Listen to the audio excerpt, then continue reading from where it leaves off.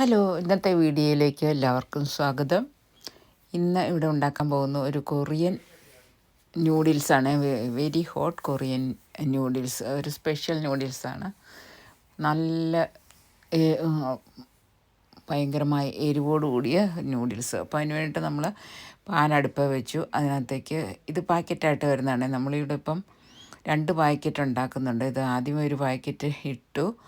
അപ്പോൾ അതിന് വേണ്ടിയിട്ടുള്ളത് ആ പാക്കറ്റിൽ തന്നെ പറഞ്ഞിട്ടുണ്ട് എന്തോരം വെള്ളം വേണമെന്നുള്ളത്. ഇനി ഇതിന് 400 ml വെള്ളമാണ് വേണ്ടത്. തിളച്ച വെള്ളം ഒഴിച്ചു.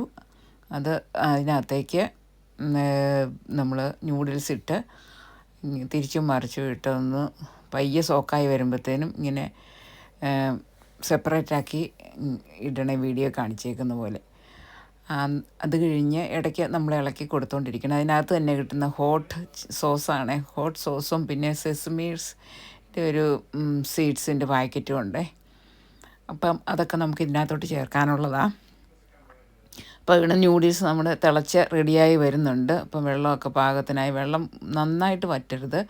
അത് അല്പം വെള്ളം ബാലൻസ് നിൽക്കുമ്പോൾ നമ്മളതിൻ്റെ സോസ് ചേർക്കണം. സോസ് ഇപ്പോൾ 2 പാക്കറ്റ് നൂഡിൽസ് ഉള്ളതുകൊണ്ട് 2 പാക്കറ്റ് സോസ് ചേർത്തു. അതൊന്ന് മിക്സാക്കണം. അത് മിക്സാക്കി നന്നായിട്ട് മിക്സാക്കി ഇളക്കിയെടുത്ത് കഴിഞ്ഞിട്ട് വേണം നമുക്ക് അതിൻ്റെ ആ സെസമി സീഡ്സ് വേറെ 2 പാക്കറ്റുണ്ട്. ഓരോ പാക്കറ്റിലും ഓരോന്നുണ്ട്. അതും കൂടെ നമുക്ക് ചേർക്കണം. ഇപ്പോൾ എല്ലാം ഉണ്ടോ, അതിൻ്റെ കളറൊക്കെ മാറി നല്ല റെഡായിട്ട് വന്നിട്ടുണ്ട്. നല്ല ഹോട്ട് ചില്ലി സോസാണ്. അപ്പോൾ ഇതിനകത്തേക്ക് ഇനി ഇത് സെസമി സീഡ്സാണ് ഇതിൻ്റെ ഒരു പാക്കറ്റാണ്. അത് കൊറിയൻ റെസിപ്പിയിലെല്ലാം ഒത്തിരി സെസമി സീഡ്സ് ചേർക്കും. അപ്പോൾ അതും കൂടെ ചേർത്ത് ഇളക്കണം. ഇളക്കിയിട്ട് ഇപ്പം ഇത് എരിവ് ഇഷ്ടമുള്ളവർക്കാണ് ഈ നൂഡിൽസ് ഇഷ്ടപ്പെടുന്നത്. നന്നായിട്ട് ഇഷ്ടമുള്ളവർക്ക് നല്ല ടേസ്റ്റി നൂഡിൽസായത്.